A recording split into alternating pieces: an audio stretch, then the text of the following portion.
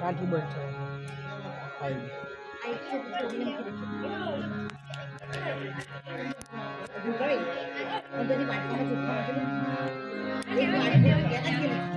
બોલ શ્રી કૃષ્ણ ચાલે છે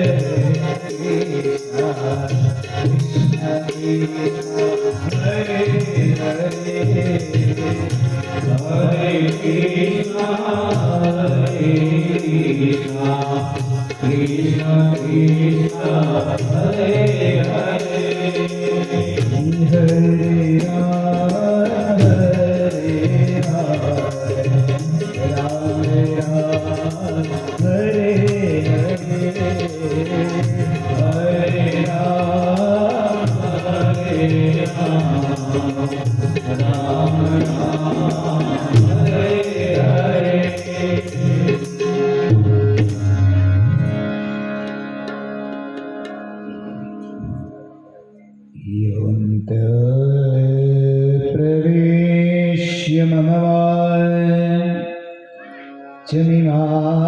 प्रसुप्तां सञ्जीवयत्यखिल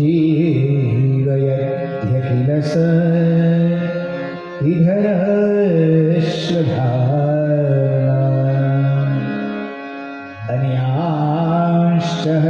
સપ્તચરણ શ્રવણત્વગાદી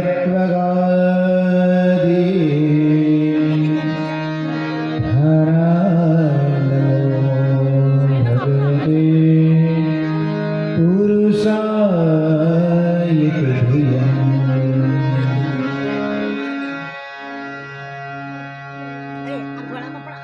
કૃષ્ણં નારાયણં વંદે કૃષ્ણં વંદે વ્રજપ્રિયં કૃષ્ણં દ્વૈપાયनं વંદે કૃષ્ણં વંદે વૃદ્ધાશ્રિતम्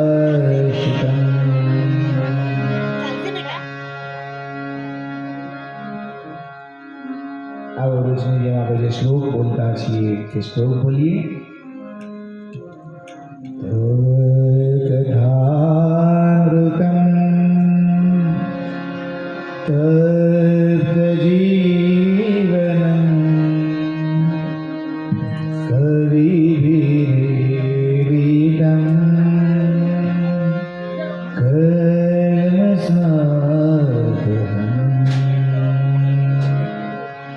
શ્રવણમંગલં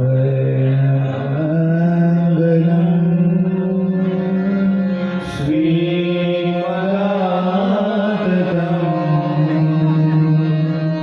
ભૂમિ ગૃહ્ણતિ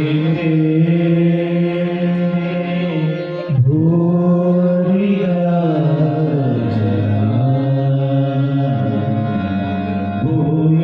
ગૃહ્ણતિ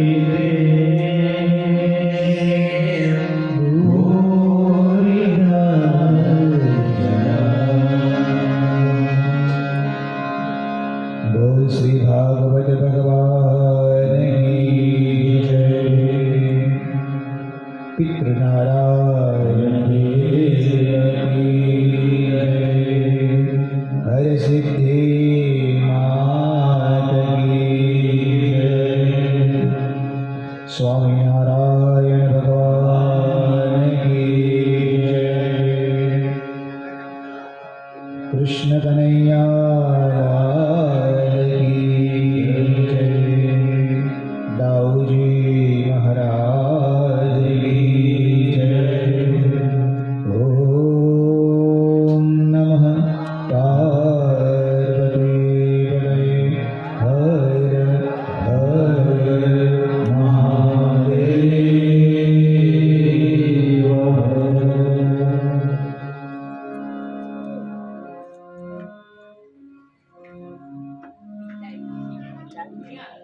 નંદનંદન યશોદાનંદન દેવકીનંદન ભગવાન કૃષ્ણ પરમાત્માને પ્રણામ. આવો શ્રીમદ ભાગવત સપ્તાહના પંચમ દિવસનું સોપાન શરૂઆત કરીએ. એ સંધ્યાએ સ્વર્ગસ્થ વનમાળીભાઈ પ્રેમાભાઈ પટેલ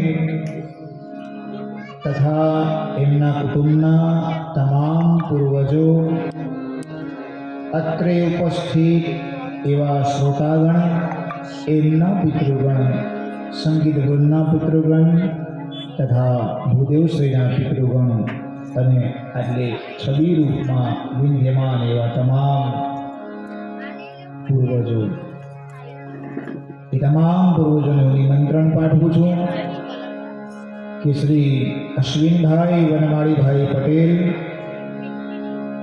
સુરત ઓલપાડ ગામ કુંભારી, તેમના ઘર આંગણે શ્રીમદ ભાગવત કથાનું આયોજન કરેલ છે. તો હે પૂર્વજો, તમે આટલે યેન કેન પ્રકારે આવો કથાનો રસપાન કરો, તૃપ્ત થાવ, બધાને આશીર્વાદ આપો અને તમે મોક્ષ પામો. તથા શ્રી અશ્વિનભાઈ વનમાળીભાઈ પટેલ, એમના કુળના ગણપતિ ભગવાન, માં હરસિદ્ધિ, એમના પિતાશ્રીના આરાધ્ય એવા સ્વામિનારાયણ ભગવાન, આપના ઘરના ભગવાન, આપના ઈષ્ટદેવ, આપના ગામના માં લક્ષ્મીમાં, આપના ગામના રામેશ્વર મહાદેવ તથા સર્વ શ્રોતાગણના ઈષ્ટદેવ એ બધા દેવતાઓને પણ નિમંત્રણ પાઠવીએ કે દેવતાઓ તમે પણ આટલે આવો અને બધાને આશીર્વાદ આપો અને તમે આનંદિત થાઓ. એ સાથે સૌને જય શ્રી કૃષ્ણ.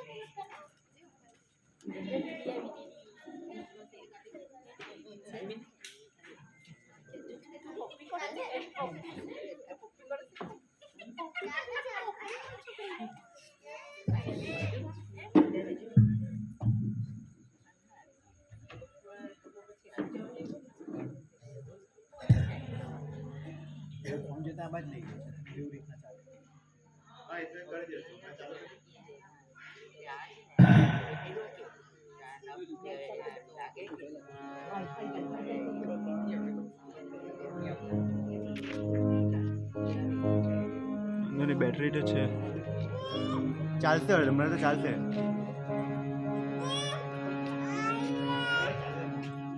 શ્રી શુક ઉવાચ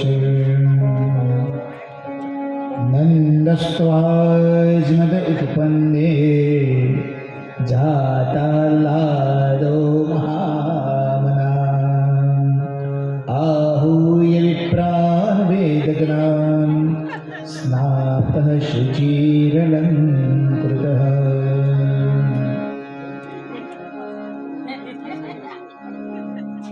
આપણે ગઈકાલે જે કથા જોઈ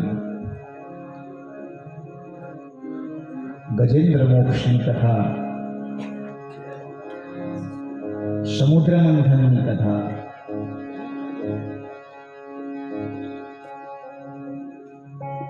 બધા દેવતાઓ ભેગા થયા હતા અને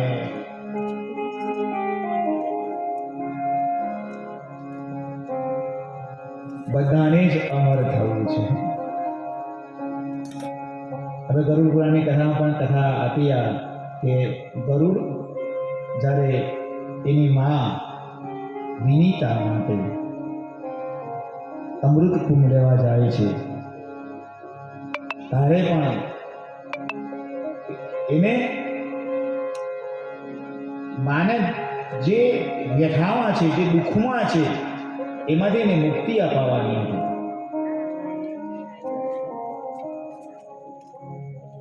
તેના માટે પણ કેટલી મહેનત કરી.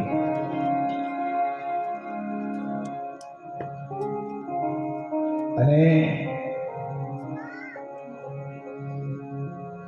આ બાજુ દેવતાઓ અને દાનવો પણ ઘણી મહેનત અને મંથન કર્યું. ત્યારે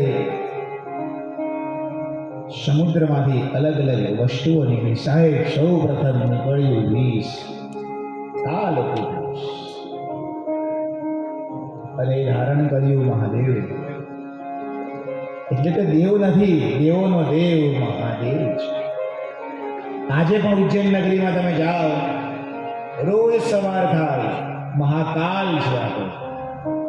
ભગવાનની કૃપા હવે તો ઓછું થઈ ગયું, પણ પહેલા રાત્રે એમ હજી પણ આવે, કોઈને કોઈનું મરણ થાય ને રાત્રે 12 વાગે એનું અગ્નિ સંસ્કાર થાય અને એ નિરાખ એના અઘોરી લઈને આવે અને એ સવારે 4 વાગે ભસ્મ આરતી થાય. કેવું દિવ્ય! અકાલ મૃત્યુ જો મરે જો કામ કરે ચાંડાલ કા, કાલ ઉસકા ક્યા કરે ભક્ત હો મહાકાલ. લોકો ચાલતા પણ શ્રાવણ મહિનામાં જાય. અમારા પ્રભુભાઈ જ મહાકાલ અને ઓમકારેશ્વર સુધી જઈ આવ્યા. હજી આગળ ગયા હતા કે આટલું સુધી કાવડ લઈ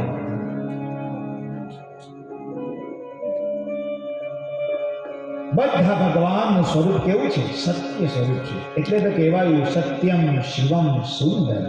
ભગવાન એ સુંદર છે, ભગવાન એ જ સત્ય છે. આના સિવાય જીવનમાં કોઈ છે જ નહીં. પછી લિંગ સ્વરૂપ હોય કે મૂર્ત સ્વરૂપ હોય. રામ અવધ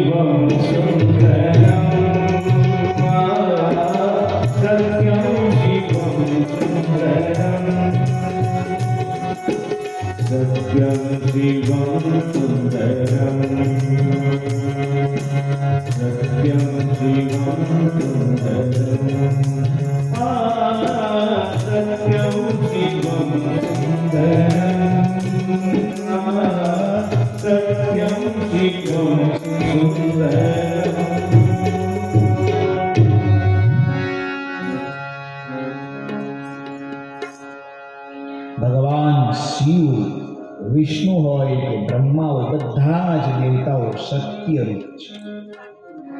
ભગવાને પૂરું નિષ્પાન કર્યું.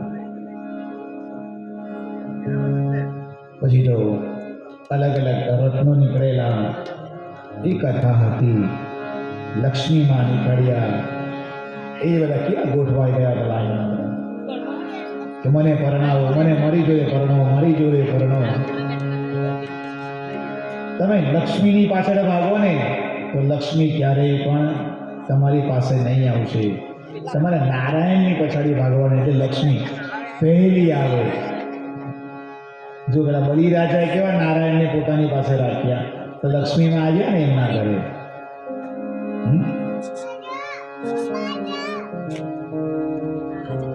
એ બેન બનીને પણ છેલ્લે આવે, મા બનીને પણ આવે, દીકરી બનીને પણ આવે.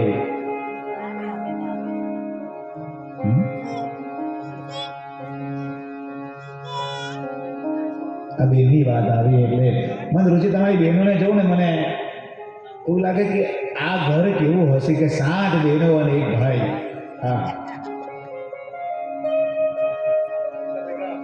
પાછા બધા ભેગા પોસિબલ નથી ને આવું.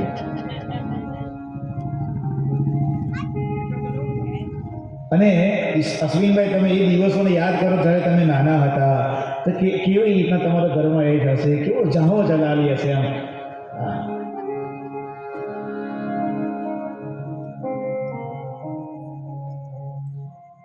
એ પદ તો ગાવું નથી, પણ ઝવેરચંદ મેઘાણીની કવિતા જે આપણે લોકો ભણ્યા, આપણે સાંભળી પણ કરી, ખાલી વર્ણન કરું. ગીરનું જંગલ, એ ગીરના જંગલમાં ઝવેરચંદ મેઘાણી સાંજે જમવા માટે બેઠા અને ત્યાં બૂમ પડી, સિંહ આવ્યો, સિંહ આવ્યો, સિંહ આવ્યો. અને કોઈએ કીધું, ભાઈ તમારા ઘરની ગાયની નાની વાછડી લઈને સિંહ ભાગ્યો. અરે તાને નાની એમસ્તી બાળકી લાકડી લઈને દોડે છે એની પછાડી. ચારણ કરી આપણે ભણ્યા. અને એ સ્વરૂપ જોવા માટે આજે ઝવેરચંદ મેઘાણી પણ જાય, જોવે. હા, જાણે કે કૂતરાની પછાડી દોડતી હોય ને, અને લાગે કેવી છે આ ત્યાં, જાણે ભદ્રકાલી એ સિંહની પછાડી દોડતી હોય. ઊભો રહેજે ગીરના કુંતા, તો ઊભો રહેજે.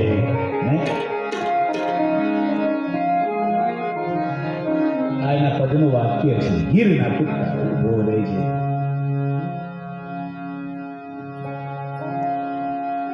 હાથમાં કલમ નહીં હતી પણ શબ્દરૂપી કલમ કરે ઝવેરચંદ મેઘાણી આ ક્યાં કવિતા લખી. ચારણ કન્યા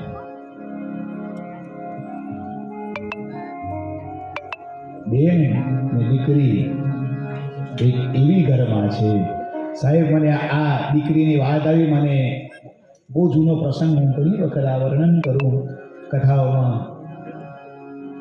હાઈવે હતો, રાત્રે કોઈ ટેક્સી ડ્રાઈવર ત્યાંથી ગાડી લઈને જતા હતા. પેલી દીકરી એના બાપનું શરીર પડ્યું છે સાહેબ, રસ્તામાં એક્સિડન્ટ થયું અને મૃત્યુ પામ્યા હતા. દીકરી બધાને બૂમ પાડે, ભાઈ ઊભા રહો, કોઈ મને મદદ કરો, મારા બાપ ને કોઈ લઈ જાઓ મારી જોડે, હું આવીશ. કોઈ ઊભું નથી રાખતું. આ ટેક્સી ડ્રાઈવરે ગાડી ઊભી રાખી અને કહે કે બેન શું થયું? કે ભાઈ મારા પિતાશ્રીનો આટલે અકસ્માત થયો અને એમનું શરીર શાંત થઈ ગયું છે, તમે એમને મારી જોડે ઘરે લઈ જાઓ ને. ટેક્સી ડ્રાઈવર કે બેન ક્યાં રહેવાનું? અહીં કે આજે થોડીક જ ગાડી મારું ઘર છે. સારું બેન. બેઉ જણાએ મદદ કરી, પાછળ સીટ પર એમના પિતાશ્રીને રાખ્યા. દીકરી બેઠી અને બાપને માથું ખોડામાં રાખ્યું અને ટેક્સી ડ્રાઈવર પછી ઘરે ગાડી લઈ જાય. દીકરી બેઠા બેઠા હાથ ફેરવે, પિતાશ્રી હવે મારા જીવનમાં કોણ બચેલું છે? તમે જે આશરો હતા, હવે તો હું એકલી થઈ ગઈ. હવે મારી જોડે કોણ પરણશે? કોણ મારું વાગદાન કરશે? આવી વાતો કરતી ટેક્સી ડ્રાઈવર કહે બેન હવે આ ગામ આવી ગયું તમારું ઘર, અહીં કે આ ફળિયામાં આ જગ્યા પર ઘરના બહારને ગાડી ઊભી રાખી.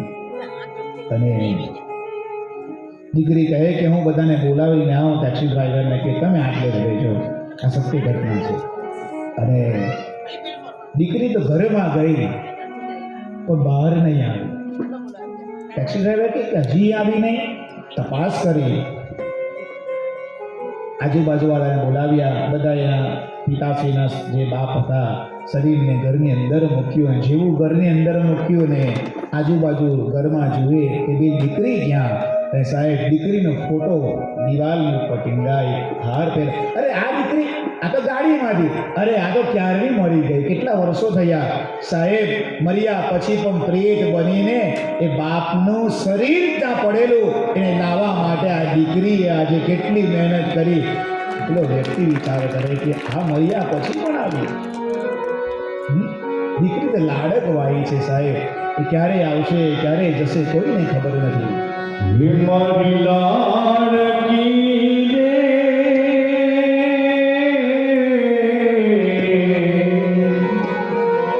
ઓરે ઓ પારે ઓરા તું કાલે ઉડી જાત રે ઓરે પારે ઓરા તું કાલે ઉડી જાત રે મારી હાટું જાને આજ નીરા મારી હાટું જાને આજ નીરા